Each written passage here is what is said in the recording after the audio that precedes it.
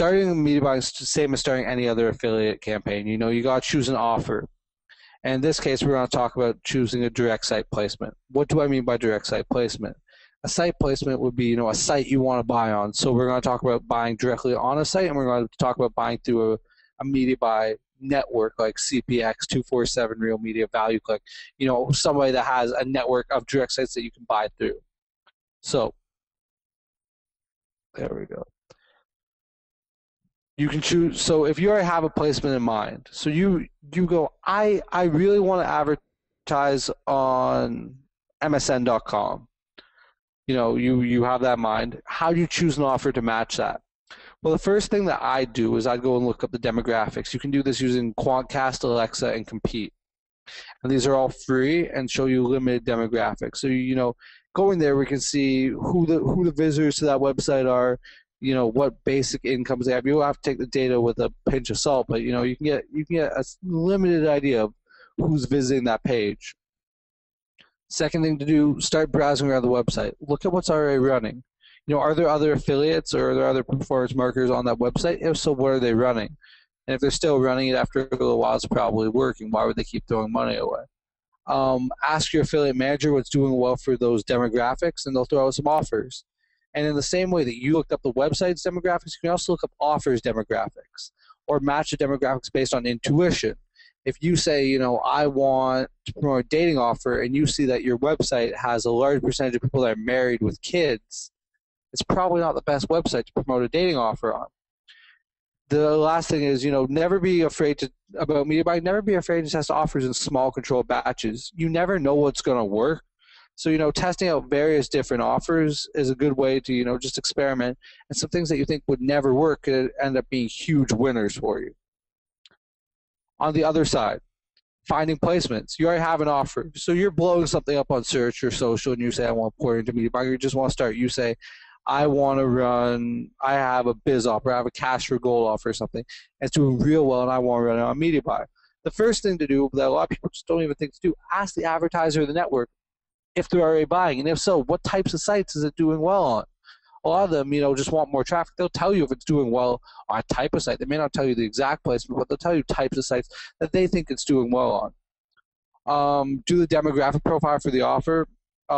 Same way, Quantcast, Compete, Alexa, the offer, figure out, you know, who you should be targeting, and then you can compare that to potential placements you can contact and directly buy from. And then, again, test. Don't be afraid to cut stuff. Don't be afraid to cut placements. Don't be afraid to test in more offers for the placements that you've selected for that one offer, more similar offers. So, contacting the webmaster. The thing about placements is you can contact 1,000 webmasters. Most of them won't respond to you. So if you're doing small sites, you know, I say small, I mean, I'm saying less than, you know, 100, 200,000 impressions a day.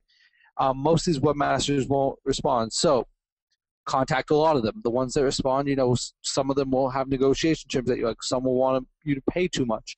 So you really got to contact a lot to find the gems in the rough. So what I do is I'd make a generic draft template saying, hey, this is who I am, this is what I'm looking for, I selected your website, something like that, you know, something formal and something that, you know, you generic so you can use for multiple websites. And then figure out, you know, there are a couple key questions you should be asking. How much inventory do they have available? So how many banner impressions a day or per month do they have available? What kind of CPM? CPM is cost per 1,000 impressions. How much are they going to charge you per 1,000 impressions? Or are they going to charge you on a per-click basis? What type of out clause do they have? An out clause, one out clause is for media buying is, you know, how quickly can you kill the campaign? If it's not working, how quickly can you get out of the agreement? Are there any advertisements they don't allow?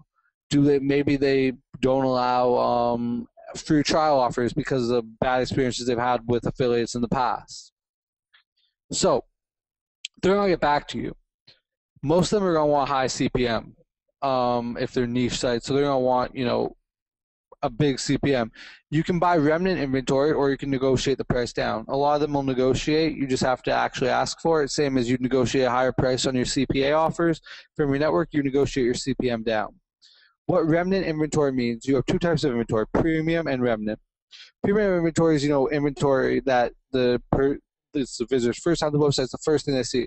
Remnant inventory is inventory of a website can't sell, so they have it left over, so they'll sell it to you at a lot lower price, so that can really drop your CPM.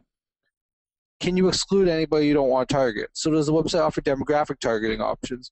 A lot of websites offer behavioral and demographic targeting options. In the same way that you can set targeting options on Facebook or in search, you can also set them in media buying, not necessarily at the same accuracy level, but you can still ask.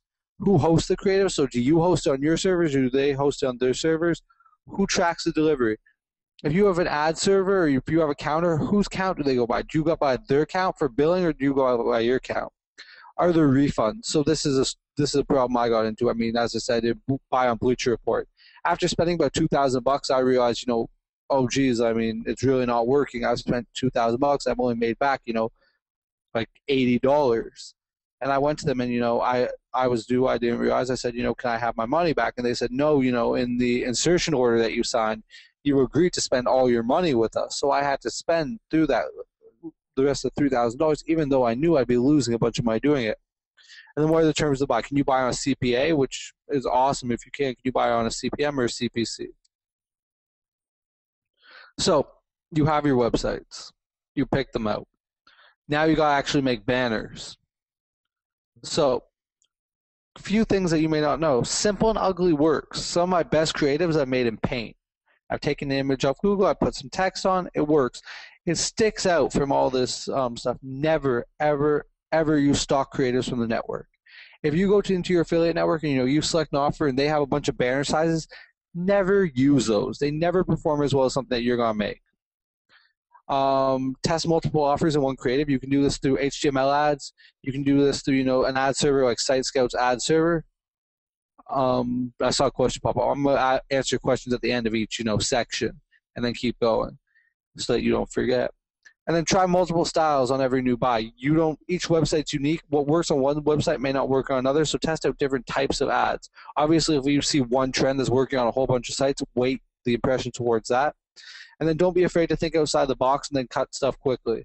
So I mean, don't be afraid to test out all sorts of new stuff. If you're driving, you have an idea, test it out. Send it 10,000 impressions, then cut it if it's not working.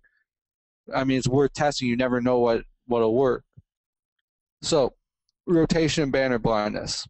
Rotate multiple offers that cover the same demographic on a website. Pretty self-explanatory. For example, grants and BizOp cover the same type of buyer demographic. So if you find a website that you think BizOp's doing well on, rotate both of them. That way your banners last longer because they're seeing two different types of offers, and you can capitalize on the same person twice. When conversions start to fall, swap out offers into another offer of the same niche. Maybe they're scrubbing you. Maybe that people have seen that offer for too long and will respond to a different offer. And then split test in new offers all the time for the same reason. People have banner blindness. If they see the same banner all the time, they're going to start ignoring it. So you're swapping new banners, you're swapping new offers to keep stuff fresh. So as I said, people start to become immune to banners. Some stuff that you can do. You can swap in different banners or you can test small variations. For example, you can put borders on your ads. You can put in background color. You can put in different images in the center. You can put, sparkling animated graphics on your ads. Something to, just change the banner slightly but keep the core message the same. So that was a really, really fast run through. I'm going to answer questions on this. Then I'm going to go into how you can get started media buying for, under $500 on a couple different sources.